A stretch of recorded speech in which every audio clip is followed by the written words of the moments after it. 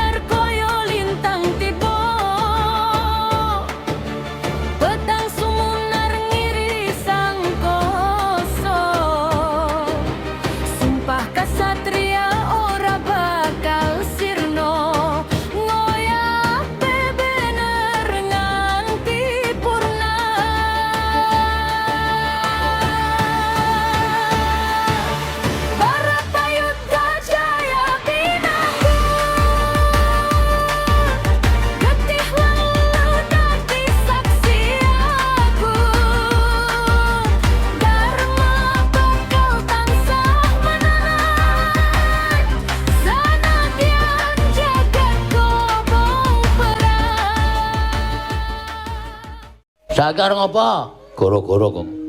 Gara-gara ngopo? Gara-gara kewajibane awake dhewe. Aku wis ora arep netepi kewajiban nek carane. Uripku wis krekoso kok netepi kewajiban. Awang do ndelok aku do seneng do guyu. Ning uripku sing ngrekoso. Kowe ngerti ra, anggere aku bar gara-gara iki aku nang pojokan lapangan kae nangis terus aku. Aku ki iso nglipur wong akeh kok uripku dhewe ra ono sing nglipur. Lara tenan ora aku ki nek carane ngene iki lho. Tansah marep pamoring sukma. Oh, sinukmaya winahya ing asepi. Oh, pambukaning warana tarlen saking liyep layape ngaluyup.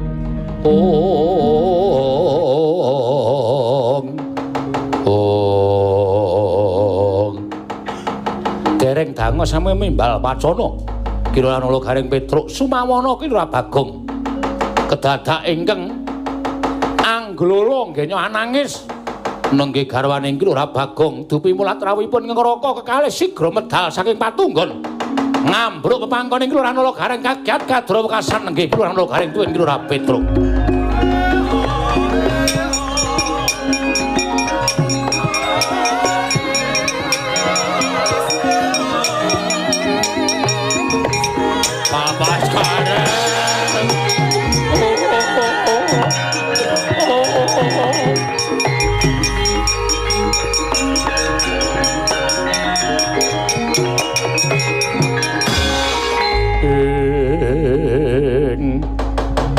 Punatwata mirah ingsun prihatin waspagung mijil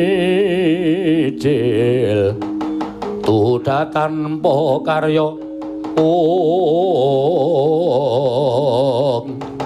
Oh, oh. Kang Mas Karet. Ose iki ngapa iki? Iki ngapa, Wer? Bojomu kok metu saka omah kok ambruk ning pangkonku nangis glogo iki ngapa iki? Ngopo Gong tok kapake, Gong?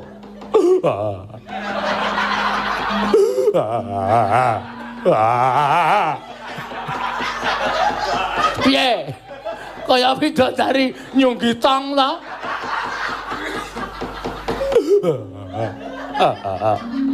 Kula suwun pekayoban. Kula suwun pekayoban, Kang. Ora, Gong. Ora tong sik. Dik kowe tenguka sing apik, tenguka sing apik. Isih kula. Kula isih. Kula isih. Loh. Raimu kok kaya ngono iki ngapa kowe?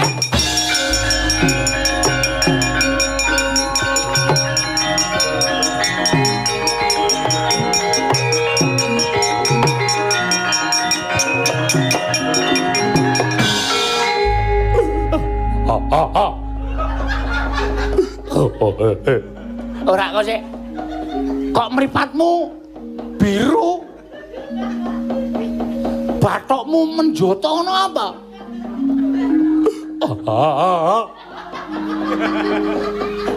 Kula tak matur. Nek kula hajrih kalih Mas Bagong. Laporan. Menono sing belani, laporan. Gawe aku tak ngikir graji. Sik to Gong, sik Gong. Usike kowe engko nek nganti main-main mungsuhmu du bojomu lho, aku lho. Iki bojo lho, Gong. To kapake kula bedhasaken matur. Sakit parah kula. Kula suwun pengadilan. Napa sing kula lakoni niki mergo kula kawrat lan ngeboti kalih Kang Mas Bagong. Mundur. Mundur kene. Nek wedi nang mundur nang mburine Bagong mundur kene. Kok nek Bagong macem-macem tak dupakane raine. Kok kaya ngono kowe, Wer?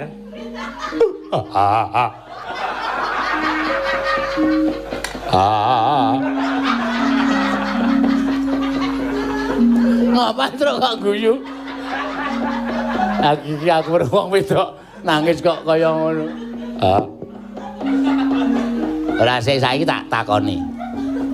Ngopo, Gong? Jujur wae tak polo. Lho. Kok iso ngono? Kok kowe tumindak kaya ngono nalare piye? Sing jeneng garwa iki sigarane nyawa, bojo kuwi kanca urip tekan sok kapan wae. Ngono. Tur bojomu ya wis ngladeni karo kowe. Apa sing dadi penjalukmu nek iso-iso bojo ki aja nganti gawe kuciwaning wong lanang. Ha kok bojomu salah sithik kok tok jotosi kowe nek tak laporke karo pemerintah, kowe kena hukuman lho. Kuwi jenenge KDRT. KUD to? KDRT. KUD jengkulmu mlacak. Kuwi jenenge KDRT, kekerasan dalam rumah tangga. Ora entuk. Kowe nyuwara elek nek bojomu ora trima, dilaporke karo polisi kowe iki kena. Men, tak jarak nek pancen aku arep tak hukumke hukumno. Ora apa-apa aku ora masalah. Malah plemu aku nang Pakundaran. Ora nyambut gawe ra ketang madange ming sego kobes. Nang sing penting ora mangan. Ayo, kowe aja ngewangi bojoku. Polisekno ora apa-apa. Sik, janjane ana masalah apa? Terus tak omong karo kowe. Kowe seneng nek ana bojo wong wedok kok wani mbedhok pitik? Hah? Monggo konangan sing duwe terus sing duwe nglaporke nang ngarep aku karo nggawa bojoku. Niki Mas Bagong, semah sampeyan njukuk pitik teng kandhang kula. Wes tanpa taliwara langsung tak taekwondo. Kena nggon mripat biru langsung. Tak kancing nang kamar, ora entuk metu sesasi tak kunjara nang omah. Lah nek kaya ngono kuwi pakartimu elek, Dik. Le nangis meneng sik. Saya tak takon. Apa sing domongke Bagong ki bener? Lah, Haji sae itu. Nek kula keten iki nggih awrat-awratipun kula niku bingung. Bingung mergane Bingung merganipun kula dunek-unekke kalih Mas Bagong. Wong wedok kon nukokke rokok ora iso. Wong wedok ora iso kliwet gedhi sing lanang ora iso cabut gawe kudune sing wedok iki. Piye carane ngulir budi? Piye carane iso mikir, iso kliwet, iso gaweke wedang, iso nukokke rokok. Tangi turu gregah ora ana sego, ora ana wedang, ora ana rokok. Wong wedok model piye kowe? Kowe nek tak muktekke nek jebul kowe ora iso muktekke wong lanang. Sakit mana kula. Tuwuh kula recangi bedhog ayam nika.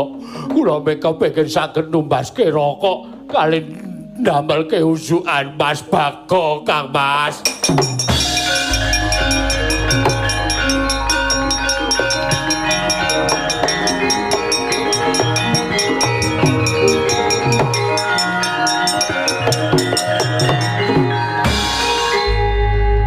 Ngono kuwi apa wis pas? Nek ngono kuwi apa wis pantes kowe dadi wong lanang.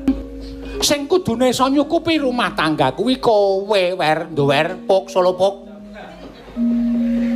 Kowe ora duwe hak nembung karo bojomu, tukoke rokok, liwetke gaweke wedang. Monggo kowe ora nyambut gawe. Monggo kudune wong lanang ki ngayani karo sing wedok. Ngono. Ora sak penakmu dhewe. Kowe aja menang-menangan dhewe. Nek kowe nganti nyempalani bojomu, kowe ngajar bojomu kaya ngono, mergo dasar perkarane kaya ngene, ora sudi aku ngaku adi karo kowe. Aku ora sudi duwe adi suwijining wong lanang sing kurang tanggung jawab kaya ngono kuwi. Iki nek nganti dingerteni tangga teparo, wirangmu ora mung nang kowe togong, ning aku karo Petro ya melu wirang, mergo duwe adi sing pangertine kaya ngono kuwi.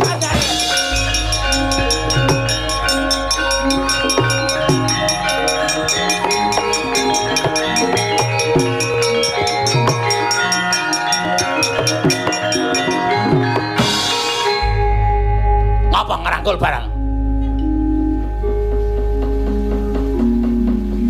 Dek. Pakai waktunya meleh.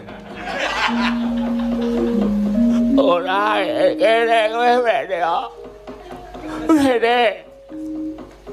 Mene yo bojomu wis nangis ki lho. Ngene nganti kowe dikampleng tak kamplenge. Rono.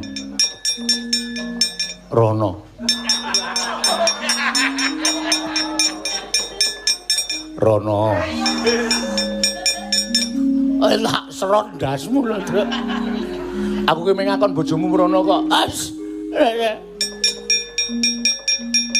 Boten jawaban. Ora mripatmu sakit. Bathukmu sing tak tendang kowe mau ya lara. Sakit. Sepatu bale tak obonge mengko. Wah, ale nendang go sepatu bal kok terus.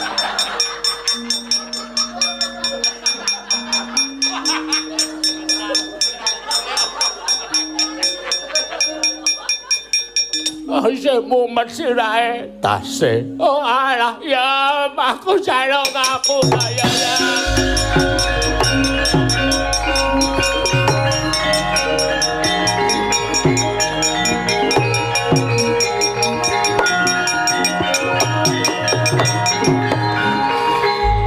Aku jaluk ngapura.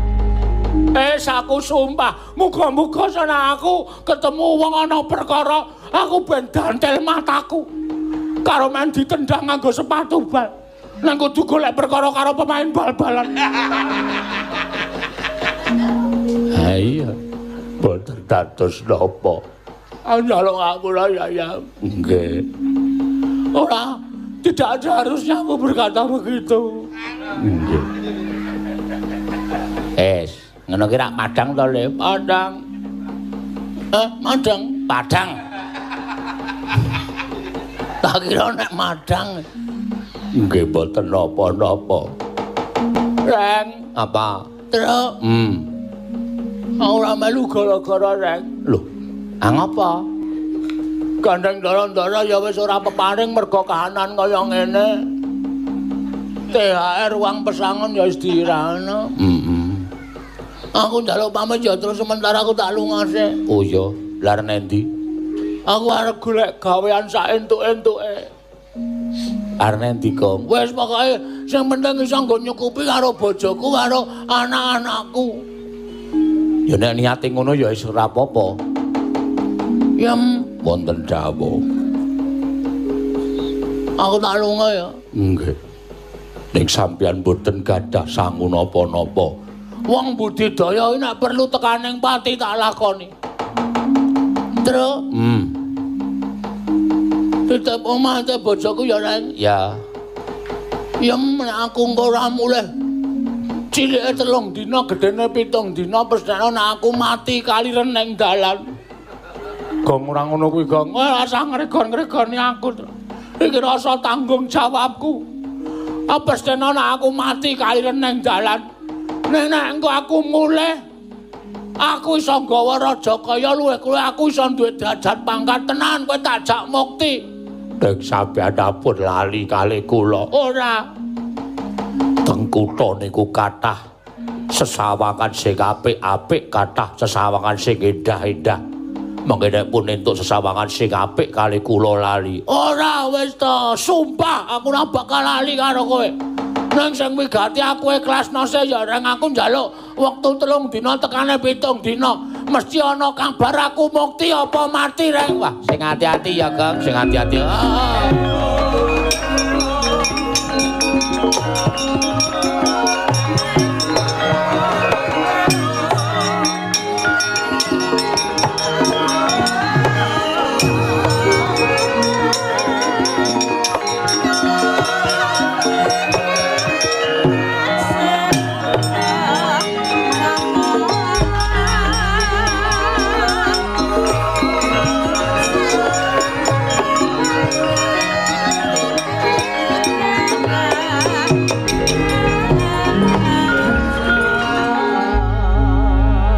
Ya terus ya dienggo lakon nek ora apa-apa. Heeh. Kok kaya tau nguruh lakon iki ta terus aku. Mendi. Ya tau ngrungokke ketoprak persis ngene iki. Ya wis ora apa-apa lah sing penting sah kaya ketoprak ya kaya sing penting pikiranmu ki ora. Heeh. Ya semoga-moga Bagong ya ben entuk apa jeneng iki dalan nyambut gawe ya terus. Heeh. Entane nang omahe Bagong wae rasa muling kok ade malah rasa metu ming 3 dina gedene 7 dina wong kene sedulure dhewe. Ha ya wis. Ngewangi bojone Bagong. Ha iya. Wong lagi lara matane engko nek ora weruh mlaku barang rak dadak dituntun to. Ha iya. Ya siat ra ya. Yo wis ngarung ngenteni kabare Bagong ya. Tobat kaget aku. Ucul saka tanganing Nalindra Tunjung. Kencana Prabu Selagupala lah kok iki dadi tobat iki persis banget rupane gek iki anake sing terlantar. Aja ngawu gawar-ngawur kowe. Wong elek iki gampang naik darah. Wis 2 dina iki aku ora mangan mlaku terus tanpa mandeg prihatin golek gawean. Aku dadi kowe ngomong kaya ngono sampe namu dhewe Batoban, kowe iki balaning Prabu Selagupala. Ora tepung karo Prabu Selagupala, ora sudi. Ora siut kowe wong apa marmut. Lah terus kowe sapa? Aku Bagong. Saka ngendi? Saka Karangkadempel. Kowe kok mlayu-mlayu ngapa kowe? Jenengmu sapa? Aku Sariwati. Sari Murni, Sariwati. Kok kaya minumang mlayu-mlayu ngapa Sar? Aku dioyak-oyak Nalindra saka ing Tunjung Kencana jenenge Prabu Selagupala arep dipek bojo. Aku wis dioyak-oyak ratu arep pek bojo kok emoh. Wong wedok ngendi to sing ora kepengin mukti? Wong wedok ngendi sing ora kepengin kecukupan apa-apane iki nek dipek ratu ki langsung gelem batoban. Dudu watakku ya dudu watakku. Aku duwe watak. Wong kepengin dhaup kuwi ya landhesaning tresna ngono wae. Nek tresna ya ora bakal bisa kelakon. Oh, terus aku dioyak. Aku terus ketemu kowe kuwi. Kowe jenengmu sapa? Aku Bagong. Bagong? Heeh. Malah aku njaluk tulung karo kowe Bagong. Kowe ngerti ora? Kawula sak negara Tunjung Kencana kabeh padha rumangsa kesiksa batine. Merga disababake tingkah laku ning Prabu Selagupala ing watak Angkara Budi Candala. Yen kowe iso mateni Prabu Selagupala batobat apa ya bisa kowe dadi gumanti keprabaning Prabu Selagupala. Lan lumayan kowe bisa mateni Prabu Salagopala. Sariwati pasrah bongkokan karo kowe mangsa bara nggonmu murba masisa kalawan aku ki Lurah Bagong. Wes dalan kamuktenku iku.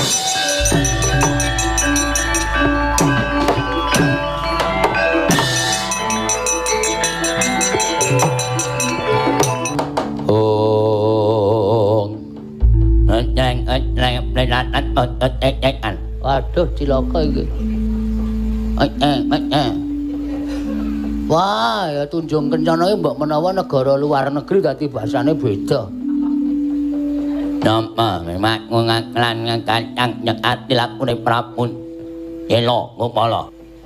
Takon karo aku Bagong, kowe sapa? Prabu Salagopala. Apa? Prabu Salagopala. Ninom Salagopala. Salagopala danyar maranyata. Ngapa kowe mlayu-mlayu gup? Gup nengolmu melanyat iki. Jenenge Gopala kan ngundang sapa wis?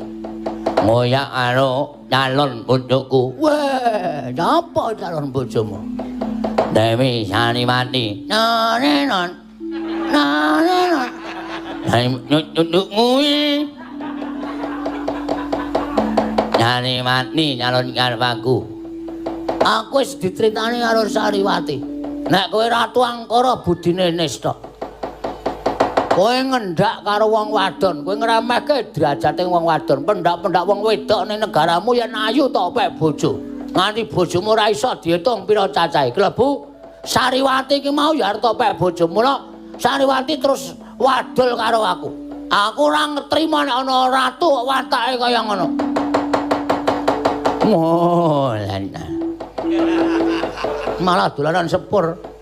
Pun tengulmu meladan. Menceleng plekanat motot nanti pepalangi Prabu Salagopala. Yen iya arep apa? Oh, wani anakku. Sing tak wedeni apa?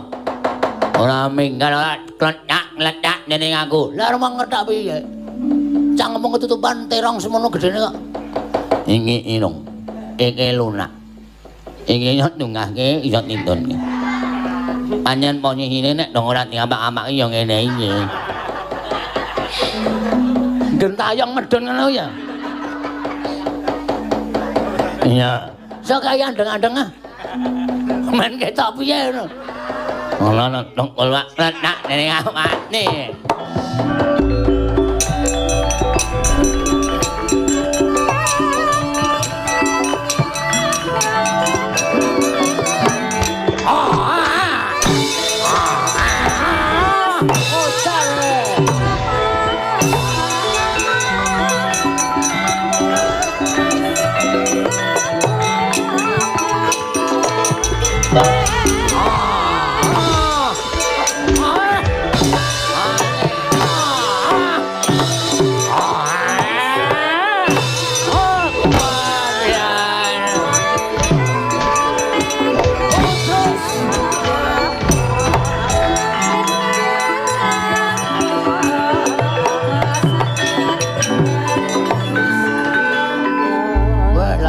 Daya tenan. Aku dikletak rasane ora kaya kecokot tuntu keri. Kaya dimot ning. Geli rasane ya. Salagopala. Kowe aja gleleng kowe. Kowe ora ngerti sapa sejatine Bagong. Aku ayang-ayane Semar Badranaya. Semar iki bapakku. Kekuatanku sejatine padha karo Semar ya meng aku ora iso ngetokke kekuatanku. Ora ngerti rapale, ora ngerti aji-ajine. Ning jane aku nek wis gelem matek aji, epek-epekku tak gathukke tak nggrayang awakmu. Ora sena merga layu aja duntang Bagong tak kandhani.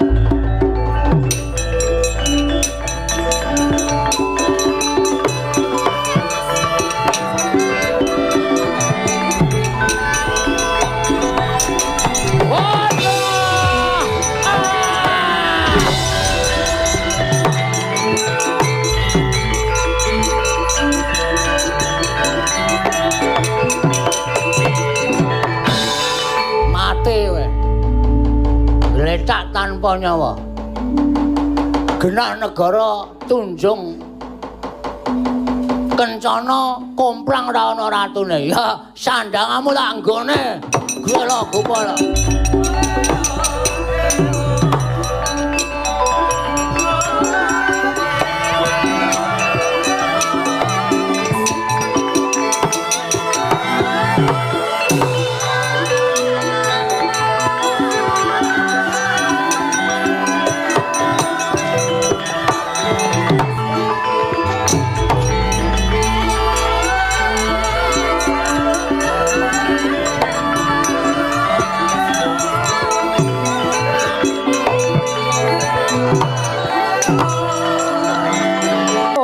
Kene dongane engkung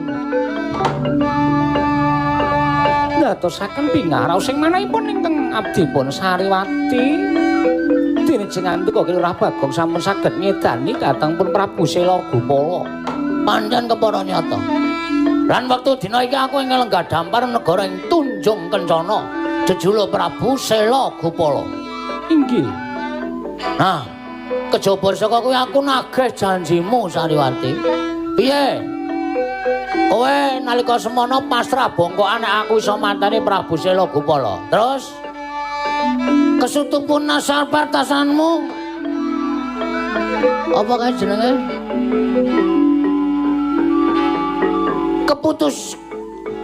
Keputusanmu piye?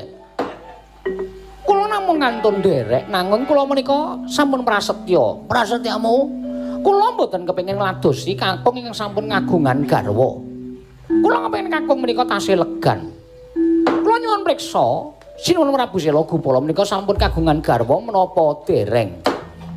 Bumi langit dadi seksi. Aku isih Jaka Kemalakala. Aku belum tersentuh oleh wanita manapun. Aku belum pernah melakukan apapun dengan wanita. Masih suci jiwa dan ragaku. Ngaturaken panuwun ngaten, monggo kula dherekaken manjing delenging negari ing Tunjung Kencana menawi paduka badhe mundhut garwa kaliyan kula namung kantun derek. Tenan? Inggih. Ya nek pancen kaya ngono ya. Budal ning negara Sila Tunjung Kencana, kowe karo aku mukti nang kono. Mengko garwaning Sela Gupala sing wis tekaning pati lereni kabeh. Takon bali nang omahe kabeh. Ming urip kowe karo aku. Lha nggih ngestakaken dawuh. Ayo Sariwati, monggo kula dherekaken.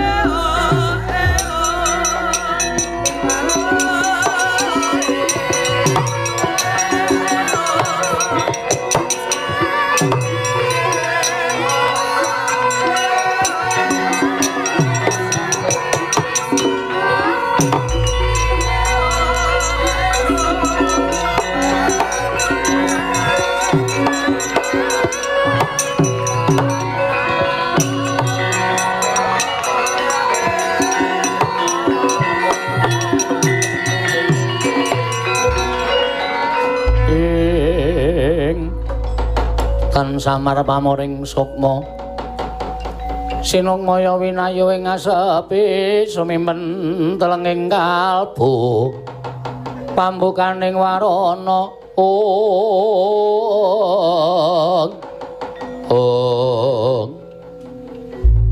Mas piye Dik Mas Petro piye Miturut etakat kula sampun kliwat saking 7 dinten Lekang Mas Bagong derek caos parikabar napa-napa. Lah terus mau bengi sewengi wis nangis lho.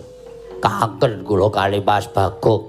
Kula ajri nek Mas Bagong supe kali kula, supe kali sampeyan, supe kali Ka Mas Petro. Lah terus napa mboten langkung prayoga dipun patosi. Apike pancen ngono to. Ya wis yo tak tutke goleki wae engko mbok menawa Bagong lali karo Purwodasena. Monggo kula dherekaken.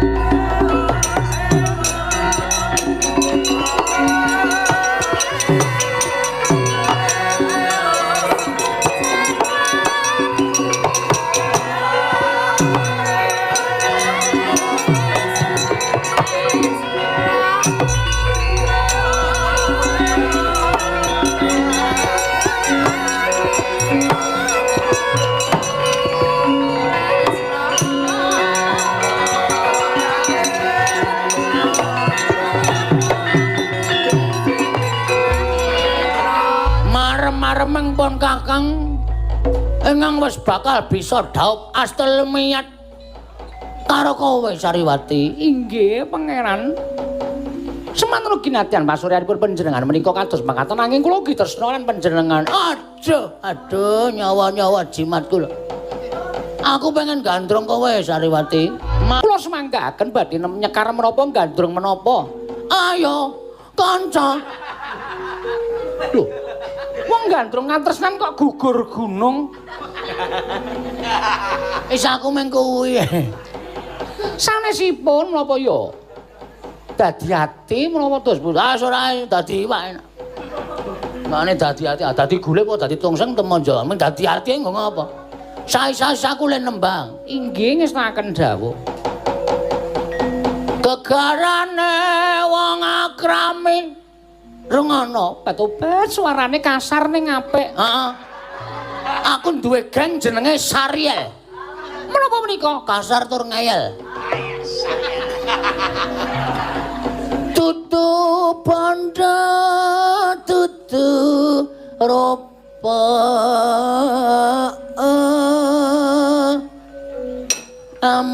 among ai ati bawi tane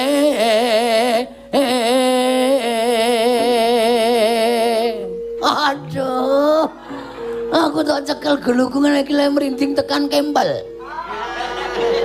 lusut Luput.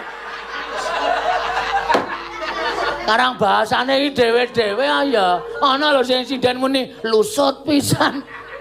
Luput pisan kena pisan. Yen gampang luwe gampang.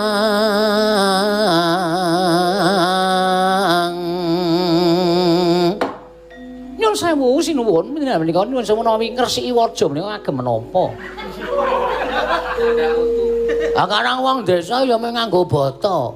Sapunika dados Nalindra ya kedamawi. Nuwun sewu ingkang langkung sae. Apa? Hah? Sing apik apa sing ngarang dhewe? Pertama, lho. Ngresiki waja nganggo bertak. Maksudnya digebek sik. Terus tekan ndi mau?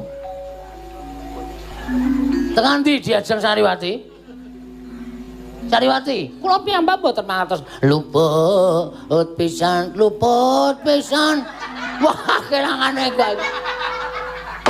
Wong ya ora iso nembange kok. Luput pisan kena pisan yen gampang luwe gampang yen angel ka